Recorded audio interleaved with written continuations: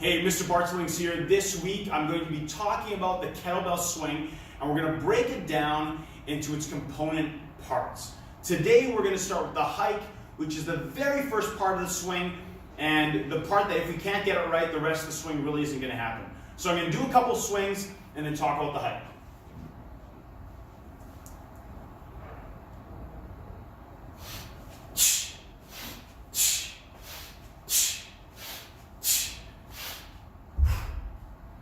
Okay, so just by watching that, you can see there's a lot of elements to executing a kettlebell swing.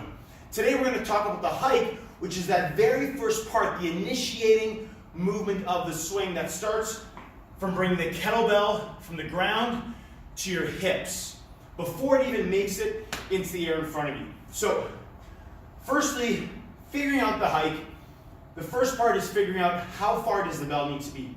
What happens sometimes is that people have the bell too far, and then they end up reaching. And their weight is too far forward that when they try to swing, they lose balance. Or the weight is too close, they try to swing, and they have to muscle it up. We want to find that sweet spot where we can rip it in and keep the balance. So this is how you start setting up the hike. First, set yourself up for a deadlift. So I've got my feet hip width apart, maybe a touch wider, toes forward. I'm going to push my hips back and reach down. Okay? So I'm going to imagine I've got a kettlebell between my feet.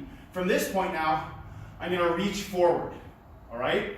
So again, I want to make sure my hips are in the right spot, back is straight. I'm going to reach forward. This is where I want the handle to be. Right now, the handle's too far. And see what happens is if I reach for that handle, I'm too far forward. And now I'm going to start end up rounding my back and lose my balance. My weight goes into the balls of my feet. I want my weight to stay in my heels and midfoot predominantly, but in my heels. So what I'm going to do is set up, get into that nice deadlift position, reach, and that's where the handle should be. So I'm going to pull it in a little bit. Here, get back into that nice position, hips high, back straight. Shoulders locked down. This is where I want my starting of my hike position to be. And notice that when I set up the kettlebell, it's not straight up and down. The hike starts with the kettlebell at an angle so that it's already falling, the weight is falling back, and we can pull it into that hike, in towards our hips. Okay? So when you set up the bell, it's often about a step behind, but we don't want to assume that's going to be perfect each time. So set up. Hips back, reach, pull it. I have to adjust it a little bit, so I just lock my shoulders down, lock in that position, and now I feel that weight in my heels.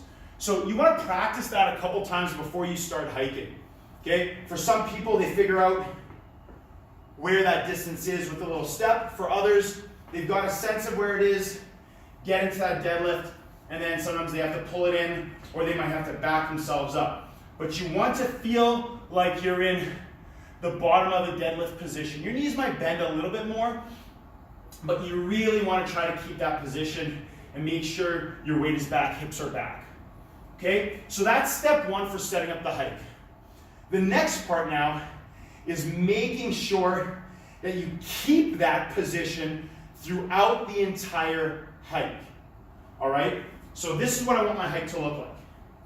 Get the bell the right distance, hips up, back straight, lock my shoulders down. I help that position by breaking the handle or acting as though I'm snapping the handle in half. And from here, I inhale as I pull it in. And then back. What we sometimes start seeing is that people do this. They lean forward, or they start the swing itself too early by bringing their bodies up, because they want to prematurely start the swing. All right? We want to keep this position as much as we can until we make contact with our forearms to the inside of our thighs. Okay? So I want you to try that out. Set up, get the bell the right distance. Again, check your weight, hips back, back straight. Lock it down. Inhale as you rip it in. And back. As soon as you start the hike, you're engaging that core. You're bracing and tightening that midsection to be able to hold that position. Now here's a little drill that I've just started using to kind of practice keeping that position, bracing my core, as well as locking down those shoulders and engaging those lats. Okay, so I set up a loop band on a bell or lock something fixed low to the ground. I set up in my hike position. Okay, hands where the bell would be, and now I rip it in.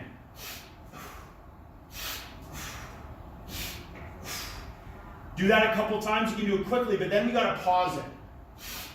Check ourselves. Nice and tight, midsection. Lock down those lats. Control back. Control back. So doing that with the band gives us a moment to pause without the bell automatically dragging us back down or forward. We can lock down into that position. Right? Once you've done that a couple times, remind yourself of keeping that core tension, locking down the shoulders. Go back to the bell. Set it up.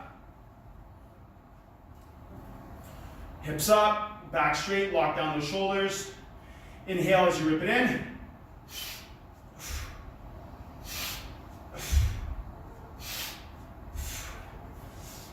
Do sets of 3 to 5. Get out of it, shake it out. Do it a couple more times. Practice that before you even go into trying to swing. This is step 1. Don't worry about the rest. Take it slow. The swing is an amazing exercise, but it's very technical and it's very easy to do it wrong and to hurt yourself. So day 1 of the kettlebell swing tutorial, the hike, try it out, let me know how it goes.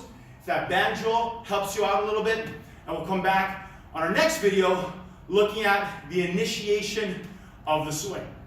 I'll see you back here again.